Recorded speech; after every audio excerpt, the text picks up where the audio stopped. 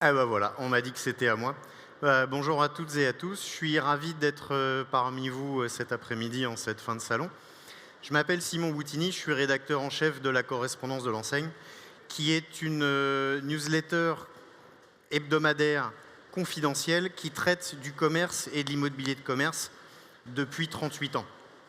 C'est un groupe de presse qui propose également un annuaire des enseignes avec 2000 enseignes en France, dont une grande partie en développement, un Argus de l'enseigne qui va nous occuper tout à l'heure parce que c'est à ce jour la seule mercuriale et base de données de valeurs locatives sur toute la France avec des valeurs renseignées, c'est le sujet qui va nous intéresser parce qu'on m'a demandé de venir vous parler de comment on trouve son emplacement et comment on négocie son bail. Je vais vous mettre à l'aise très vite et je vais moi me mettre surtout à l'aise très vite pour m'enlever un peu de pression. Je suis journaliste, je ne suis pas agent immobilier, je suis pas commerçant, pas complètement parce que je vends quand même des journaux, mais ça fait 25 ans qu'on traite de ce sujet-là, que je traite de ce sujet-là, et j'ai vu un certain nombre de bonnes pratiques, de choses, c'est un peu du niveau du truc et astuce, mais qui sont quand même assez basiques et très importantes. Parce que je regardais le petit film d'introduction avant que la régie me donne le go, et il y avait le côté de l'important, c'est pas de trouver l'idée du siècle. C'est vrai, l'important, c'est de trouver un bon concept. Et j'ai envie de vous dire, c'est très important, parce qu'il faut que ça vous plaise et que ça vous donne quand même envie de vous lever le matin. Mais il y a presque plus important encore, c'est de trouver votre emplacement. C'est quelque chose sur lequel on passe assez vite, parce que c'est vrai que les franchiseurs sont globalement pas mal équipés. Ils ont souvent des développeurs qui connaissent bien leur métier, ils ont tout un paquet de services qui leur remontent de l'information. Il y en a une bonne partie qui sont abonnés chez nous. Donc de la donnée, de l'information, d'équipements, tout ça ils en ont, donc ils se faisaient. Mais je trouve que c'est quand même important de sensibiliser les futurs franchisés à la question d'emplacement. Pour vous donner un petit peu une idée de l'importance que ça représente, il y a très longtemps, un copain développeur m'avait imagé la chose suivante. Il y a un truc dans le commerce que les Américains disent, ils disent location, location, location. C'est l'emplacement, l'emplacement, l'emplacement. Et un peu plus français, un copain d'un développeur d'une grosse enseigne, alors en l'occurrence succursaliste, m'avait dit un jour un peu en rigolant, et en rigolant mais pas vraiment parce que le fond de vérité y est, il m'avait dit un mauvais concept sur un bon emplacement, ça dure 6 ans. Un bon concept sur un mauvais emplacement, je ne lui donne pas 6 mois. Voilà. C'est pour vous donner un petit peu une idée de à quel niveau vous devez placer, au niveau de priorité, vous devez placer la recherche de votre emplacement. C'est fondamental, parce que sans ça, vous ne vous en sortirez pas.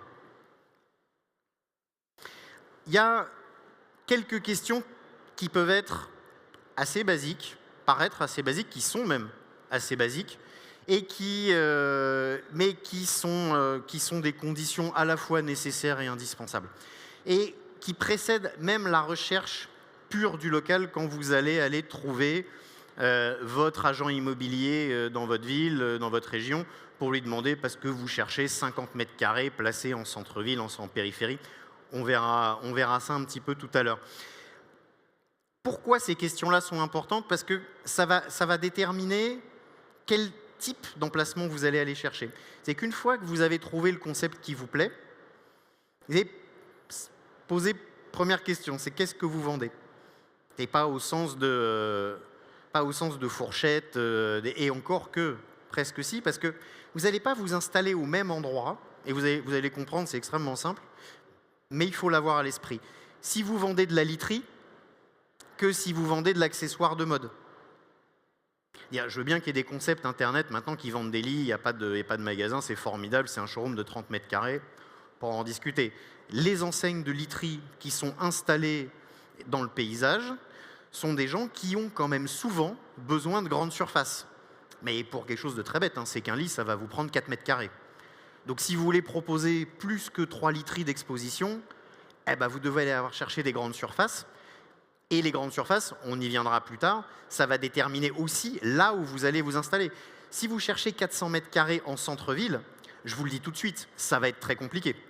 C'est-à-dire que soit vous vous appelez Carrefour et vous avez son carnet de chèques pour pouvoir payer des loyers sur une concurrence absolument délirante, soit vous allez chercher plutôt des magasins de destination, en l'occurrence l'exemple de la literie, où vous allez vous installer en dehors des villes, plutôt en retail park, plutôt en périphérie, parce que vous trouverez beaucoup plus facilement les surfaces adéquates à votre concept et, cerise sur le gâteau, à des niveaux de loyer en plus qui seront plus raisonnables. Ensuite, il y a la question de à qui vous le vendez, parce qu'une fois que pour reprendre l'exemple de la literie, mais vous avez différents niveaux de gamme suivant les produits, évidemment. Vous avez des choses qui sont plutôt populaires, vous avez des choses qui sont plutôt moyenne gamme, et vous avez des produits qui s'adressent à des populations très aisées. Vous n'allez pas mettre un magasin Vuitton dans un quartier très populaire, il n'aura pas sa clientèle, c'est très caricatural, mais n'empêche que vous pouvez tenter le coup, vous risquez de ne pas très bien fonctionner. Et inversement. Encore que l'inverse, c'est quand même pas tout à fait vrai, mais globalement, vous... Et si vous voulez, avec ces deux questions-là, déjà, vous allez pouvoir cadrer beaucoup plus précisément là où vous allez vous installer. C'est quel niveau de gamme, à quel type de population je m'adresse, plutôt populaire, plutôt classe moyenne, plutôt gens aisés, et ça va dépendre évidemment de votre franchise et de votre produit. Et ces deux questions-là vous permettent de vous dire, voilà, je vais me mettre en périphérie, sur des grandes surfaces, parce que je suis un magasin de destination. Je vais me mettre en centre-ville sur une rue marchande, parce que je suis plutôt de la petite bijouterie fantaisie, et c'est de l'achat d'impulsion. Parce que là aussi, vous avez quelque chose là-dedans. Vous pouvez stratifier les trucs assez simplement, le centre-ville, le centre commercial et les retail parks. Et on en revient, encore une fois, j'ai envie de dire, tout part du produit, oui, mais tout termine avec le local. Le centre-ville, vous allez retrouver, vous regardez vos rues marchandes, vous les regardez avec un œil un peu critique, averti, parce que vous avez fait le salon de la franchise, vous avez vu des franchiseurs, vous avez vu des plaquettes, vous êtes renseigné. Et votre œil averti, vous allez voir qu'en centre-ville, vous avez évidemment plus de petites surfaces, parce que souvent les centres-villes français sont assez anciens. C'était pas fait pour des enseignes qui se développaient sur 400 mètres carrés. Ce n'est pas les échoppes moyenâgeuses, mais quand même, il y a certaines villes où on n'en est quand même pas loin, voire on y est même carrément. Donc, vous allez retrouver plutôt des concepts qui sont ce qu'on dit des concepts d'impulsion, c'est-à-dire c'est des paniers moyens pas trop élevés, des petits produits qu'on peut emmener avec soi, et surtout, c'est aussi des produits qu'on n'a pas prévu d'acheter. C'est-à-dire que vous baladez dans votre centre-ville, dans votre rue marchande, et tiens, ça c'est marrant, ça me plaît, vous passez devant la vitrine, trouvez ça chouette, vous rentrez, vous faites votre achat, après vous continuez votre vie. Mais c'est un achat qui n'était pas prévu à la base. Vous êtes promené, peut-être même dans l'idée de faire du shopping, mais pas forcément dans l'idée de vous arrêter dans ce magasin-là. Donc vous avez quand même une dimension en centre-ville sur l'achat d'impulsion. Je ne vous parle pas de l'alimentaire, évidemment, et ni même de la restauration, encore que, mais vous avez quand même une dimension très proximité, très impulsion. Le retail park, je reviendrai sur le centre commercial après. Le retail park, vous êtes un peu à la fois sur l'impulsion, mais c'est quand même beaucoup de la destination.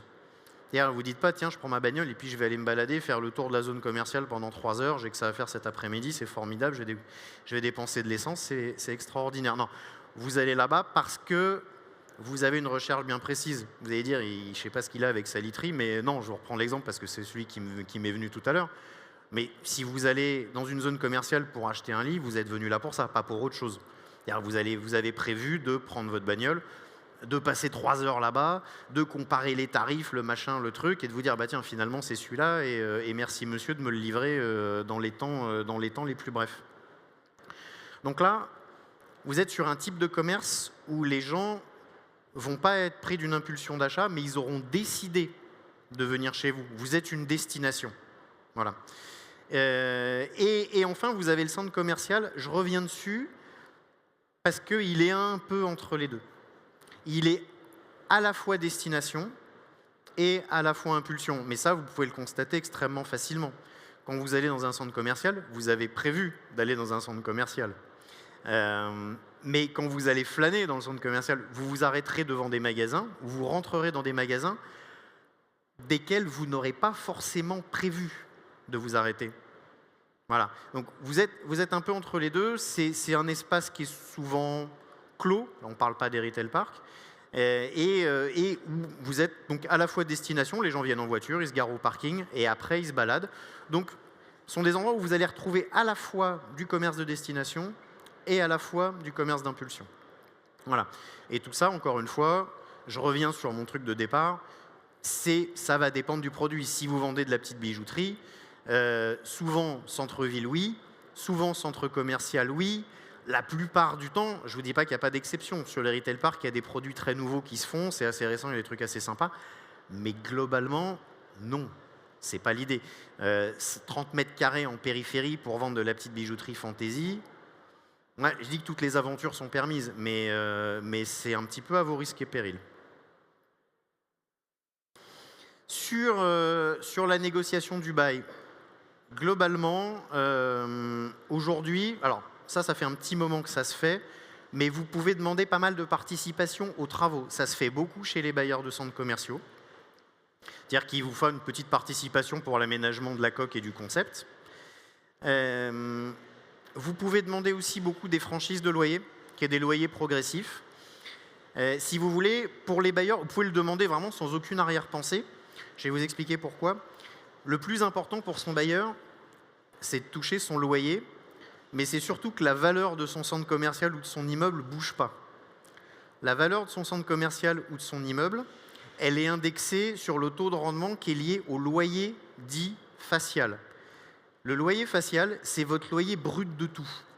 C'est-à-dire que vous enlevez les accompagnements travaux que vous lissez sur 10 ans, vous prenez le dernier étage de votre loyer progressif, c'est-à-dire que vous démarrez à 20 000 la première année annuelle, 50 000 la deuxième année, et la troisième année jusqu'à la 9e année de votre bail 369, vous êtes à 70 ou 100 000, je ne sais pas.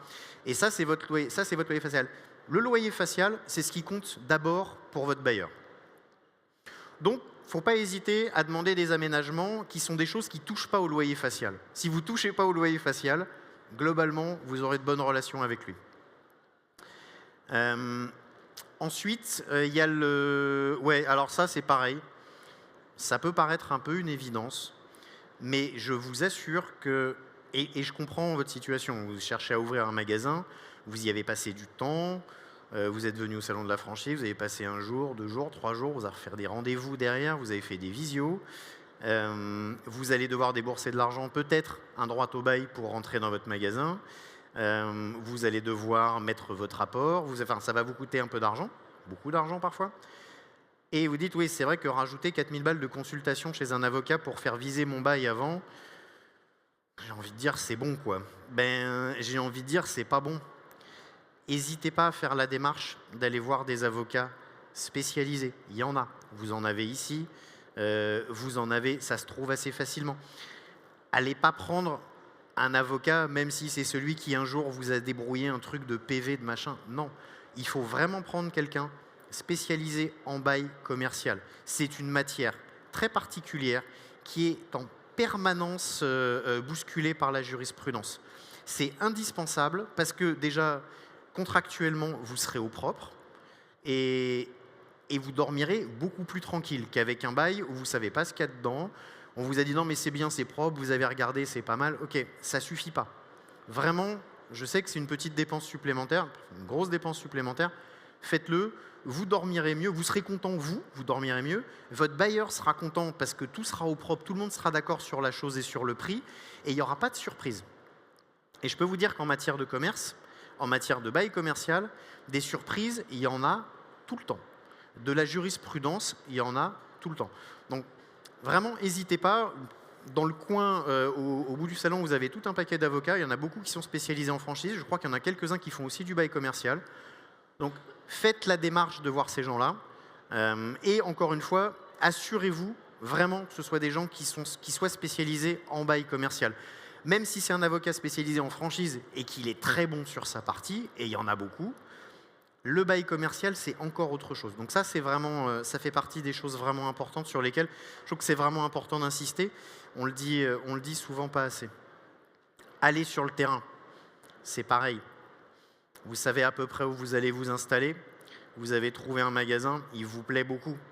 Mais est-ce que c'est vraiment celui-là qui est bien? Pour être sûr de votre coup, une visite, c'est bien. 2 visites, c'est mieux, ça suffit pas. Petite anecdote toute bête.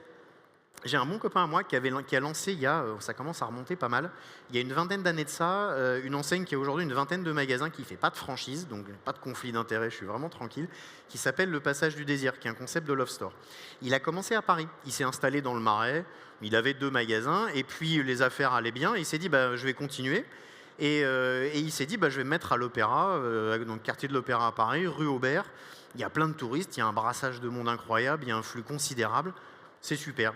Donc il cherche dans ce coin-là et il tombe sur une boutique de vêtements, multimarque, petite boutique, pas mal placée rue Aubert, un petit linéaire vitrine qui devait faire 3 mètres, un truc pas terrible, mais l'emplacement était bon. Ok. Il se fait son budget café. Je vous recommande un budget café. Vous avez trouvé un magasin qui vous plaît, vous vous installez au café en face et vous restez là un jour de la semaine, le mercredi, le jour des enfants, et le samedi. Là, comme ça, vous avez un bon panel de à quoi va ressembler le passage devant votre magasin toute l'année. Donc, j'en reviens à mon copain Patrick et son Passage du Désir. Il s'installe en face de son bouclard sur rue Aubert. Et il se rend compte, au bout de plusieurs heures, qu'il y a vous savez, à Paris, depuis quelques temps, il y a les bus à 2 étages. Un peu comme en Angleterre, mais les trucs pour touristes. Je ne sais plus comment ça s'appelle. Bon, bref. Et le truc s'arrête, reste 10 minutes, repart. Une demi-heure après, pareil. Une demi-heure après, pareil. Faites le compte à la fin de la journée, son magasin était invisible de l'autre côté de la rue pendant 2 heures. Sur 12 heures d'ouverture. Avec un loyer stratosphérique à l'Opéra. Non mais je vous jure, et il a vu ça, et il a pas donné suite. D'un seul coup, vous êtes invisible. Et là, c'est pour une raison, parce qu'il y a un bus à 2 étages qui arrive, qui se gare, et que le mec recommence la manip 2 fois dans l'heure pendant 10 minutes. Vous regardez, ça fait 20 minutes par heure, vous avez, je sais pas, 10 heures d'ouverture multiplié par 10, et vous avez le temps d'invisibilité de votre magasin. Mais en attendant, le loyer court toujours. Hein. Il n'y a pas de dégressif sur le bus qui passe devant chez vous. Voilà. Là, je prêche un peu pour ma paroisse, j'ai un conflit d'intérêts, mais il est minime. Les revues spécialisées, il n'y a pas que nous.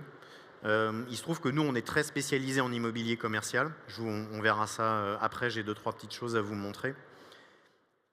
L'officiel de la franchise, l'observatoire de la franchise, la correspondance de l'enseigne pour laquelle je suis rédacteur en chef, l'Argus de l'enseigne qui est la première base de données de valeur locative de commerce en France. N'hésitez pas, ça coûte pas très cher, ça coûte moins cher qu'un avocat, mais allez quand même voir l'avocat. Mais c'est quand même indispensable, ça permet vraiment d'avoir une culture de secteur plus diverse. Et quand on investit autant d'argent, autant de temps, et qu'on y met quand même une partie de sa vie, parce que on n'ouvre pas un magasin pour se dire tiens, je vais tenter le coup, puis dans 3 mois je verrai ce que je ferai, si ça marche pas je ferai autre chose. Non, là il y a des sous, il y a un emprunt, pas s'amuser à... Je trouve que mieux vous êtes informé, plus vous savez où vous mettez les pieds et mieux vous dormez la nuit, c'est quand même vachement mieux, quoi. Donc voilà, tout ce qui est presse spécialisée, faites l'effort de le faire.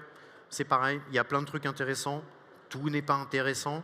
Mais si vous lisez un Canard et que dedans il y a un truc au détour d'un article qui vous sauve la mise sur quelque chose, je pense que vous n'aurez pas fait l'effort pour rien. Visitez la CCI, la mairie, regardez les plans d'urbanisme si vous avez un petit peu de temps. Là, on commence à descendre un petit peu dans le dur, mais c'est pas inutile. Savoir s'il y a des rues qui sont prévues d'être piétonnisées. Si vous avez un magasin de je sais pas quoi, je vais arrêter avec ma literie, mais d'autres choses qui nécessitent d'avoir un coffre de voiture, que auparavant la rue était autorisée aux automobiles, que le lendemain elle est piétonnisée, je vous le dis direct, ça va se voir très rapidement sur votre chiffre d'affaires. Donc il y a tout un paquet de trucs comme ça qui sont quand même importants à regarder pour l'avenir de votre concept. Ça peut ne pas vous tomber dessus le lendemain de la signature du bail. Si le PLU, le plan de la mairie prévoit une piétonisation dans 3 ans, vous êtes collé avec votre bail pour 9 ans. Alors vous avez toujours votre triennal où vous pouvez sortir. Mais enfin quand même, ça mérite quand même un petit peu de s'assurer que l'environnement urbain et donc commercial dans lequel vous allez évoluer soit un peu stable et peut-être même vous soit aussi un peu favorable. J'avais dans une des conférences qu'on organise une fois par an qui s'appelle le Forum des sites, on a quelqu'un, un agent immobilier spécialisé en commerce à Rennes, qui nous parlait un petit peu du centre-ville de Rennes et à un moment il nous fait un topo sur la piétonisation. Très intéressant, d'autant plus intéressant qu'il a même cassé un petit peu les idées reçues. C'est pas mauvais pour tout le monde. Il y a des concepts qui s'accommodent assez bien de la piétonisation, pas tout le monde. Il y en a, je sais pour qui, encore une fois, si vous avez besoin, si c'est un magasin où vous avez des produits volumineux, des gros sacs de courses, des machins, c'est quand même pas terrible si vous n'avez pas accès à votre voiture tout de suite, c'est plus pratique. Donc voilà, ça mérite vraiment de s'y attarder. Et lui, en l'occurrence, sur la piétonisation à Rennes, les dernières rues qui étaient piétonisées, les enseignes qui s'étaient installées à cet endroit-là étaient plutôt contentes. Et celles qui venaient de s'installer étaient contentes, et même les anciennes qui ont mangé les 2 ans de travaux et qui n'ont vraiment pas rigolé à ce moment-là, et aujourd'hui elles en sont plutôt contentes. Je pense aux travaux parce que j'ai un peu l'esprit d'escalier que ça me vient en vous parlant, mais pareil, les travaux. S'il y a des plans d'urbanisme qui prévoient des travaux sur une voirie, un tram qui passe, un machin, si vous allez bouffer 2 ans de travaux 6 mois après avoir signé votre bail, vous m'accorderez que c'est quand même pas terrible, quoi. Je reviens rapide sur le premier truc parce que un petit peu l'esprit d'escalier, sur aller sur le terrain. Regardez un truc qui peut paraître assez bête, mais qui marche assez bien. Quand vous avez trouvé votre magasin, que vous avez votre budget café, il y a 2 trucs qui sont quand même assez importants. Vous vous posez devant votre café le plus longtemps possible. Prenez encore une fois des jours de la semaine qui ne soient pas les mêmes, la semaine, le mercredi et le samedi. Et vous achetez un compte tour et vous cliquez sur le nombre de passages devant votre vitrine. Après, vous avez normalement, suivant votre concept, vous avez un taux de transformation. Donc ça va commencer à vous donner une idée réelle de ce que vous allez faire en chiffre d'affaires. Puis là, c'est vous qui avez compté. Vous passez clac, clac, clac, clac, clac. À la fin de la journée, vous avez votre compte. J'ai 400 personnes qui sont passées, 800 personnes qui sont passées. Commencez à pouvoir construire un business model qui tient quand même un petit peu la route, quoi. Un business plan qui tient la route. La quantité, c'est bien. La qualité, c'est mieux. Si les 800 personnes qui passent devant votre bouclard toute la journée, elles n'ont pas un sac de courses dans les mains, c'est pas une bonne idée. Vous n'êtes probablement pas au bon endroit. Mieux, si les 800 personnes qui passent devant votre magasin, elles ont un sac de courses, mais c'est que des magasins qui sont de l'autre côté de la ville. Clairement, vous n'êtes pas au bon endroit. Non, mais, vous voyez, faut quand même, le visitorat, le footfall, la fréquentation d'une rue et du nombre de gens et de la qualité des gens qui passent devant votre magasin, c'est fondamental. Voilà, encore une fois, c'est à remettre en perspective du type de concept auquel vous allez vous intéresser. Il y a des trucs qui sont, encore une fois, je reviens sur la destination, l'impulsion, et d'accord, ok, très bien. Mais le passage jour devant votre vitrine et le type de gens et le type de sac de courses qui passent, parce qu'en plus, les sacs, c'est marqué dessus. H&M, machin, H&M, il est à l'autre bout de la ville, vous n'êtes pas au bon endroit, hein, ça le fait pas, quoi. Donc voilà, c'est des petits trucs c'est fastidieux, hein, parce ça va vous prendre du temps. Mais vous aurez des bases vraiment solides pour vous dire, voilà, est-ce que je suis vraiment au bon endroit?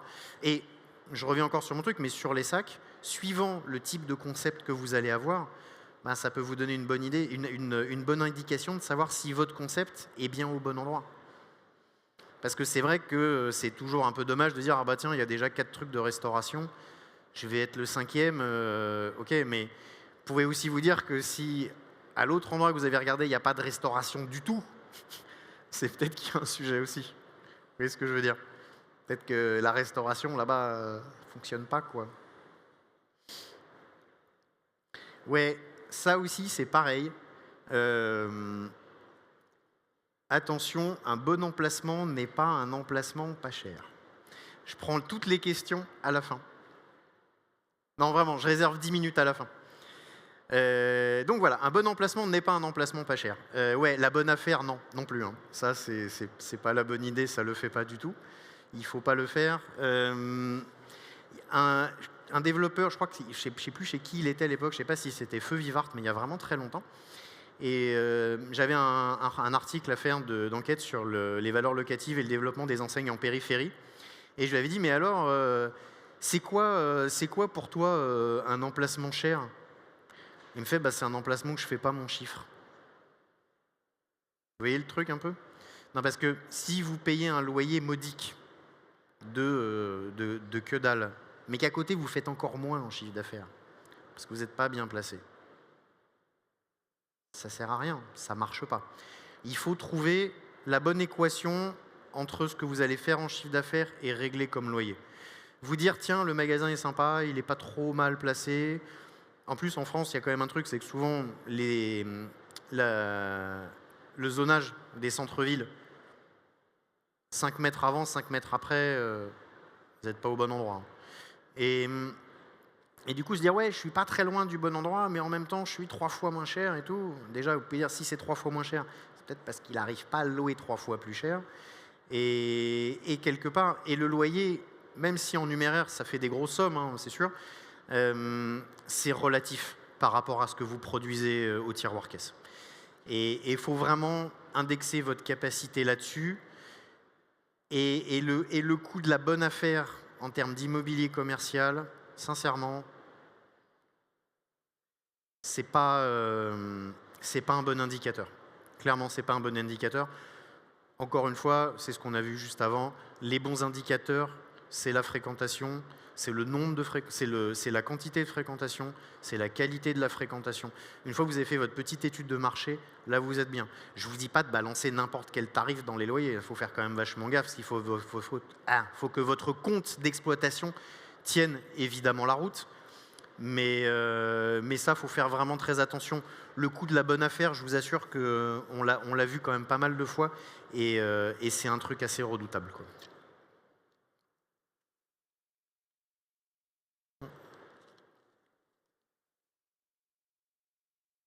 Alors,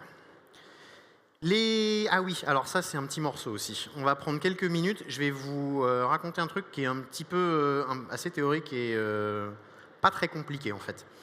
Mais qui est quand même pas mal, c'est ce qu'on appelle la méthode de pondération.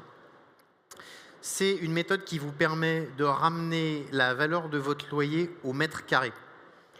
C'est-à-dire de comparer in fine votre loyer du magasin que vous regardez au magasin qui est à côté ou au magasin qui est encore à côté, quand bien même ils n'ont pas forcément ni les mêmes surfaces, ni la même construction. S'il y en a un qui a un étage, un qui a un sous-sol, un qui a une mezzanine et ainsi de suite. Comment est-ce qu'on calcule la valeur locative? Déjà, vous pouvez aller sur le site de l'Argus de l'enseigne, où il y a un calculateur automatique qui est très bien fabriqué. Mais globalement, je vais pas vous refaire je peux faire le détail du calcul, mais c'est un peu assommant, mais vraiment c'est assez important, c'est très utile. Ça vous permet, en fait, si vous voulez, sur la pondération, vous avez votre magasin qui va faire, on va dire, il fait 100 mètres carrés, prendre des chiffres assez simples, et là-dessus, vous avez 10 mètres de façade. Vous divisez vos 100 mètres carrés par vos 10 mètres de façade, c'est-à-dire que votre magasin, en théorie, fait 10 mètres de profondeur. Voilà. On considère que, et je vais vous dire pourquoi, c'est pas tout à fait arbitraire, les 5 premiers mètres du magasin, après la vitrine, sont pris à 100% de leur valeur. Les 5 suivants, vous les prenez plus qu'à 50%. Les 5 mètres carrés, les 10 mètres, excusez-moi, c'est 10, 10, 10. Les 10 suivants, ils tombent à 30%. Et les 10 ensuite... Ah non, c'est bon, j'ai récupéré. Et ainsi de suite. Et si vous voulez, vous prenez vous décapitalisez votre droit au bail sur la durée du bail, s'il y a un droit au bail. Donc vous prenez 10% de votre droit au bail, vous l'ajoutez à votre loyer, vous le divisez par la surface pondérée que je viens de vous détailler, est un bien grand mot, et vous tombez sur un ratio loyer au mètre carré. Pourquoi est-ce qu'on considère que sur les 10 premiers mètres, on prend la valeur locative à 100%? parce que ça, pour le coup, ça a été étudié. Globalement, quand des gens rentrent dans votre magasin, 100% des gens vont aller jusqu'à 10 mètres. Une fois que vous avez passé les 10 mètres, vous perdez déjà la moitié de la clientèle. Une fois que vous avez passé les 20 mètres, vous avez perdu 70% des gens qui ont poussé la porte. Et ça se retrouve dans le reste du calcul, c'est-à-dire que je crois que c'est le premier étage est pondéré à 0,4, pardon. C'est pareil. L'étage, on considère que c'est pondéré à 40% parce que vous avez perdu. En fait, il y a 60% des clients, quand il y a un étage de magasin, qui ne montent pas à l'étage. Donc la valeur locative est décapitalisée du nombre de clients que vous retrouvez. Alors, vous l'avez, ça c'est pour le centre-ville, je ne vais pas vous refaire le détail parce que le sous-sol est pondéré à 20% de sa valeur, l'étage à 0,4, le deuxième étage commercial à 0,2, le troisième à 10%, c'est-à-dire que quand vous avez 3 étages, à moins que vous vous appeliez les Galeries Lafayette, vous avez perdu 9 clients sur 10. 3 étages, hein, un escalator, 2 escaliers, enfin ça commence à faire beaucoup. Alors après, vous avez des différences de pondération en fonction de la taille des surfaces, évidemment. Et globalement, plus les magasins vont être grands, et moins on va pondérer. Et on en revient, la boucle est bouclée, à mon histoire de destination. Parce qu'on considère que plus un magasin est grand, plus vous êtes un commerce de destination, donc moins vous allez perdre de clients sur la profondeur de votre boutique. C'est assez logique. Je reviens encore sur mon truc de literie, le mec qui vient s'acheter un lit, il ne va pas s'arrêter à la première rangée. Il a pris sa bagnole, il a fait une demi-heure de route, il s'est garé, il est venu là pour ça, il va se faire tout le magasin. Donc, vous n'avez pas de perte de clientèle sur les mètres carrés en profondeur. Donc là, dans ces cas-là, quand vous êtes sur vraiment de la destination, plus ça va avancer en taille, plus vous êtes de la destination, et moins vous allez pondérer. En l'occurrence, vous regardez, sur les moyennes surfaces, même en centre-ville, le rez-de-chaussée, il est à 100%. On considère que vous ne perdez pas de clientèle. Et vous allez voir, c'est pour pousser le raisonnement encore plus loin, centre-ville, grand magasin, là, surface de vente du sous-sol au dernier étage, plus de 3000 m², Galerie Lafayette, pas de perte de clientèle entre l'entrée du magasin et les étages. Donc là, vous êtes à 100% partout. Locaux et périphérie de Retail Park, problématique identique, magasin de destination total, presque, on n'est pas dans des grands magasins de centre-ville. Donc là, pareil, rez-de-chaussée, 100% de la valeur. Premier étage, 0,5. Les annexes et les réserves, mais ça, c'est partout, globalement, c'est pondéré à 20% de la valeur. Et la mezzanine, qui est un faux premier étage, c'est à 40%. Pondéré facilement. Alors ça, je vous ai fait un petit peu rapidement le détail. Je l'expliquais dans le détail. Sincèrement, je le fais de moins en moins parce que c'est fastidieux, c'est pas très marrant. Le calcul est assez simple, mais c'est un peu pénible à raconter. Allez sur le site de l'Argus, il y a un pondérateur gratuit. Vous allez jeter un coup d'œil, vous pouvez rentrer vos données, votre surface de rez-de-chaussée, votre surface de premier étage, et ça vous le calcule avec les valeurs que vous avez sur les graphiques. Il faut savoir que cette charte de pondération, c'est la charte de pondération qui est signée par tous les grands institutionnels et les compagnies d'expertise. Voilà, vous êtes sur quelque chose qui est opposable juridiquement, je veux dire, c'est pas tombé du ciel, et c'est quelque chose qui existe et qui est pratiqué depuis 20 à 25 ans. Vous pouvez vraiment vous reposer là-dessus pour votre valeur locative. L'Argus de l'enseigne, alors voilà, vous allez retrouver tout ce qui est commentaires de jurisprudence sur le bail commercial, et je peux vous dire qu'on en a un sacré paquet. Vous avez le module de calcul de pondération dont je vous parlais tout à l'heure. Les centres-villes, centres commerciaux, périphérie, boutiques jusqu'à 600, moyenne surface de 600 à 3000 et grands magasins de plus de 3000 m². Magasin d'angle, pas magasin d'angle, parce que ça joue aussi dans votre emplacement. Si vous avez une vitrine ou un magasin d'angle, ça ne vaut pas la même chose. Quand vous avez un magasin d'angle, vous êtes vraiment visible, pas à 360, mais vous avez une visibilité qui est particulièrement accrue de votre magasin. Donc, le magasin d'angle, c'est un peu la cerise sur le gâteau. C'est évidemment pas facile à trouver et c'est à ce point de bons emplacements qu'à l'époque, souvent, c'était très souvent, regardez, hein, même encore, c'est souvent des agences bancaires ou des téléphonistes qui prenaient les magasins d'angle. Pourquoi? Parce qu'ils ont beaucoup d'argent, mais surtout qu'ils ont une rentabilité qui n'est pas une rentabilité exacte au magasin. L'agence bancaire, il n'y a pas de chiffre d'affaires sur l'agence. Le chiffre d'affaires, il est globalisé sur la banque. Donc, quelque part, la rentabilité à tel endroit, ce qui va l'intéresser, c'est la visibilité surtout. Et la visibilité sur l'angle, il n'y a pas de question, quoi. Les statistiques de l'Argus, oui, alors là, vous pouvez retrouver ça aussi, pareil, c'est sur la partie gratuite de l'Argus. Vous avez des stats globales, pas au détail. Les stats au détail, évidemment, on les vend parce qu'il faut quand même qu'on gagne notre vie. Mais vous avez l'évolution du droit au bail global avec les indexations locatives sur les ILC et ainsi de suite. Donc là, vous pouvez retrouver tout un paquet de trucs qui sont quand même très utiles et faciles d'accès. On a le top 10 des valeurs locatives. Là, c'est indicatif, mais c'est toujours assez marrant de voir ce qui peut se signer. C'est un peu le voici de l'immobilier commercial quand on regarde les Champs-Élysées et l'avenue Montaigne, parce qu'évidemment, ça ne va pas intéresser tout le monde, que Bruno Cucinelli reprend le Another Stories d'H&M qui est rue Saint-Honoré et qui s'en sont collés pour 5,8 millions de loyer, quoi. Annuel, hein, c'est pas à vie le loyer, même à ce prix-là, quoi.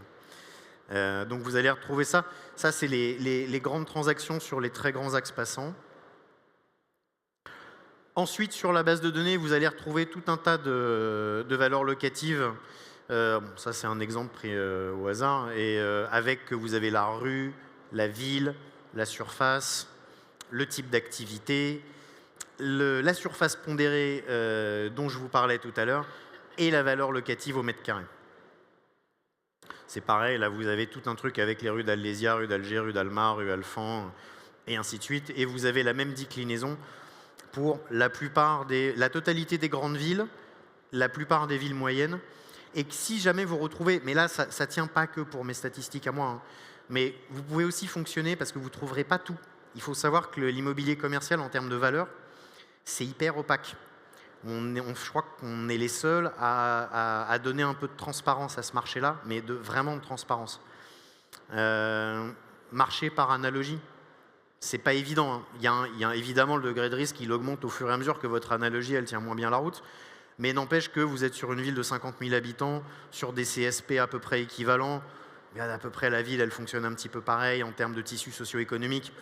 Globalement, vous allez retrouver des valeurs à peu près équivalentes. Donc, fonctionner par analogie quand vous ne trouvez pas ce qu'il vous faut, c'est pas forcément une mauvaise solution. C'est pas pareil que d'avoir des valeurs en dur où on vous dit, voilà, lui, rue machin, sur 40 mètres carrés, il a signé tant. Évidemment, c'est pas pareil, mais au moins, ça vous donne une petite idée de là où vous pouvez aller. Voilà, et quelques exemples de transactions qu'on publie dans la correspondance de l'enseigne régulièrement. Mulhouse, rue commerçante, très commerçante, où vous avez du GD Sport, du Yves Rocher, c'est rue Sauvage. 205 mètres carrés, 10 mètres de façade, 35 mètres carrés de réserve, 175 000 de cession, loyer 137 000, ce qui vous met une valeur locative de 984 € pour 157 mètres carrés pondérés. Du coup, ça me permet de vous refaire le truc que je vous expliquais après de façon peut-être plus concrète. Vous prenez votre cession de bail 10%, là c'est 175 000, vous avez donc 17 500, vous l'ajoutez à vos 137 000 de loyer, et la somme de ces deux chiffres-là, vous divisez par la surface pondérée que je vous ai montré tout à l'heure, et là, vous avez votre valeur locative qui vous permet de comparer les magasins en randonnion. Le plus petit dénominateur commun, c'est le mètre carré. Hein, donc voilà. Carrefour, Courviton, pareil, c'est Lyon. Marseille, l'arrêt normal. Je regardais sur les exemples parce qu'on était. Attendez, je reprends juste un truc. Le Mulhouse, c'était 150 mètres carrés pondérés. Ce que vous allez voir avec la valeur locative, plus la surface de votre magasin va monter et plus votre valeur locative va baisser. C'est normal. Et inversement, plus votre magasin est petit et plus la valeur locative monte. Parce que vous avez une plus petite surface votre loyer, et si cession il y a à votre cession, vous avez divisé par une plus petite surface, globalement ça va mécaniquement monter. Vous regardez le King Jouet rue de l'Arrêt, il fait 700 mètres carrés et c'est une VL qui ressort à 261, sachant qu'à Marseille, la rue de la République, c'est... ah non, pas la rue de l'Arrêt, je confonds avec Saint-Ferréol, non, c'est moins bien. Euralil, Aromazone, ça c'est pareil, c'est des valeurs locatives de centre commercial, parce que c'est Euralil, ouais, c'est ça. Euralil, centre commercial, gros centre commercial, très gros centre commercial, juste à côté de la gare. Très gros footfall, ça se compte en dizaines de millions de visiteurs par an, je ne sais pas si c'est 10, 15 ou 20. Valeur locative 800 €, marque en pleine expansion. Nice, rue Paradis, pareil, très bonne rue. Là, vous avez des valeurs locatives, c'est vraiment du numéro 1 de chez numéro 1. Très gros passage, qualité de clientèle plus.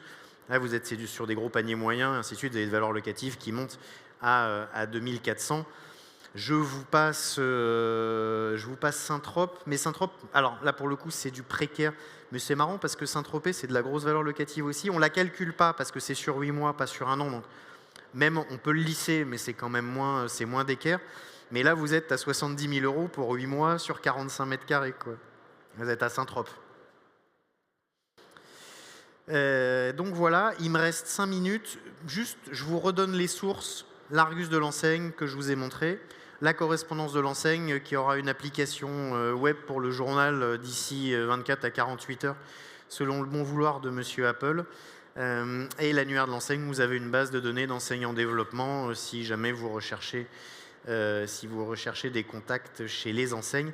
Il reste un petit peu de temps. S'il y a un micro dans la salle, je veux bien qu'on le fasse circuler. Il y a un micro dans la salle. Et j'avais dit que je prenais 5 minutes pour les questions. Et c'est Madame... Madame a une question ? Une question, mais moi, j'ai un micro. Merci, bonjour. En fait, je voulais savoir, c'était pas forcément par rapport aux emplacements, mais plus si vous aviez des astuces pour tout ce qui était sondage. Je veux dire, si on doit faire des sondages en amont avant de lancer... Quel genre de sondage ? Par exemple, pour savoir si on a une cible, si le produit va correspondre à notre cible. Normalement, votre franchiseur est censé vous donner tout ça. Ok. Après, c'est vous qui faites aussi un petit peu votre truc. Il faut quand même se faire un peu confiance. Vous allez voir si un produit est très cher, pas très cher. Je pense que entre les infos de votre franchiseur, votre bon sens à vous, vous devriez pouvoir vous y retrouver. Vous allez regarder. Mais même, vous regardez même par rapport à... Enfin, encore une fois, je reparle sur le terrain, c'est hyper important de le faire. Allez dans les... Regardez, je sais pas si vous êtes parisienne, pas parisienne, vous êtes d'où si je... En banlieue parisienne. D'accord. Ouais. Mon exemple, il ne va pas forcément vous parler, mais c'est le seul que j'ai pour le moment. À Lyon, il y a deux rues très commerçantes. Il y en a une qui s'appelle la rue Herriot et une qui s'appelle la rue de la République. La rue de la République, traditionnellement, et elle l'est toujours, c'est plutôt une rue mass market. Vous allez avoir les H&M, les Zara, les JD Sport et ainsi de suite. La rue Herriot, je ne vais pas vous faire un dessin, c'est plutôt des concessionnaires, c'est des revendeurs Rolex, c'est des machins, c'est des Bouchara et ainsi de suite. On est plutôt quand même dans plus haut de gamme. Il est là votre marché. Si vous avez vu ça, vous faites une rue, vous regardez les enseignes, vous dites « Ah, là, enseigne mass market, plutôt populaire ». Et l'indicateur, souvent, c'est les locomotives. Si vous voyez qu'il y a H&M ou qu'il y a Zara, vous êtes plutôt sur quelque chose d'un peu populaire. Si vous êtes sur Primark, vous êtes sur une zone encore plus populaire. Vous voyez ce que je veux dire ? Et si vous montez sur, je dis n'importe quoi, Massimo Dutti, boum, vous remontez un petit peu en niveau de gamme. Vous voyez ce que je veux dire ? Ouais. Et ça, c'est hyper... Et pour le coup, c'est vraiment hyper indicatif. Vous pouvez vraiment faire des parallèles et sans risque de vous tromper, quoi. Ok, merci. Est-ce qu'il y a une autre question ? Il y a une autre question. Bonjour. Bonjour. Alors moi, j'ai une question, c'est par rapport, on cherche un local, ok, mais quelle démarche on va faire par rapport à ça? Parce que vous nous parlez de vérifier le local, d'avoir le budget, ok, mais quand on commence, on se dit, ok, on n'est pas forcément en franchise, mais on cherche un local. Quelles sont les démarches pour aller chercher déjà un local?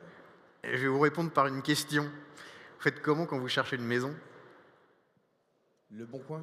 Oh non. Non, alors pour le coup, non, mais c'est une bonne question. parce que les gens ne le savent pas forcément, mais il y a des agents immobiliers spécialisés en immobilier de commerce. Non, non, vraiment. Il y a des gens qui font que ça. Je ne vais pas vous donner des réseaux parce que ça. Si, allez-y, allez-y. On cite pas des marques, Non, non, c'est mais Non, mais vous avez les Century 21 ont des parties commerce, les Arthur Lloyd ont des parties commerce. Hmm.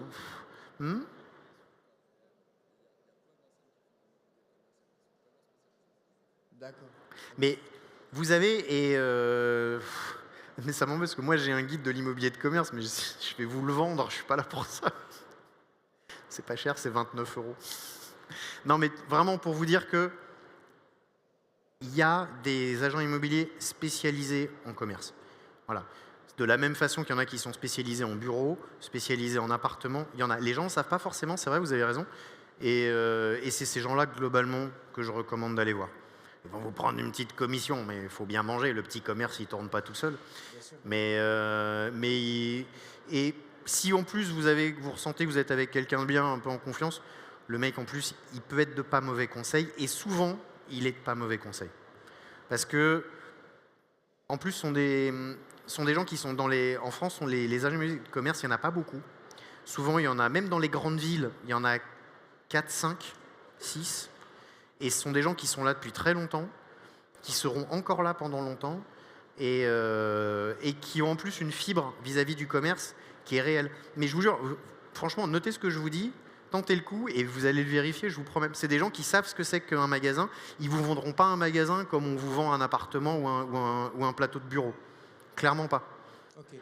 Et en plus, ils ont souvent, comme ils sont là depuis longtemps, ils connaissent l'historique des rues marchandes. Ils savent à peu près, ils disent, ah voilà, on fait un peu gaffe quand même, on ne sait jamais. Mais s'ils vous proposent des emplacements, il y a quand même des chances que ça colle assez avec votre positionnement. Faites un peu gaffe, il a aussi des choses à vendre, enfin je veux dire, mais Oui, ça reste un vendeur, mais c'est il a un vendeur. de base, il connaît- Mais globalement, ce ne sont pas forcément de mauvais conseils, et c'est eux qui en plus ont le stock de produits. C'est-à-dire qu'ils connaissent tous les propriétaires du coin. Dans les grandes villes comme Paris, Lyon, Marseille, c'est un peu spécial parce qu'il y a pas mal de propriétaires qui sont des gros institutionnels comme AXA, Groupama, qui possèdent des rangées d'immeubles entières. Donc. Et encore que là, vous avez des agents immobiliers locaux qui connaissent ce marché-là, qui connaissent ces propriétaires-là et qui ont les mandats. Mais je veux dire, il y a des villes comme Toulouse, comme Lille, même comme Nantes, même comme Marseille, où les agents immobiliers locaux connaissent les propriétaires des immeubles qui sont des familles qui sont là depuis une éternité, qui sont des fonds, des machins, mais ils connaissent les gens sur place et ils ont les mandats, donc ils ont les boutiques en magasin, bon, comme d'autres ont des appartements à vendre en fait. Quoi. Mais il faut commencer par là, ouais. Puis c'est sans obligation d'achat en plus. Hein. Merci. Ça, faut jamais l'oublier. Quoi. Est-ce qu'il reste encore une question? Ou est-ce qu'on a fait le tour? On a fait le tour. Bah voilà. Impec. Bon, bah, je vous remercie beaucoup.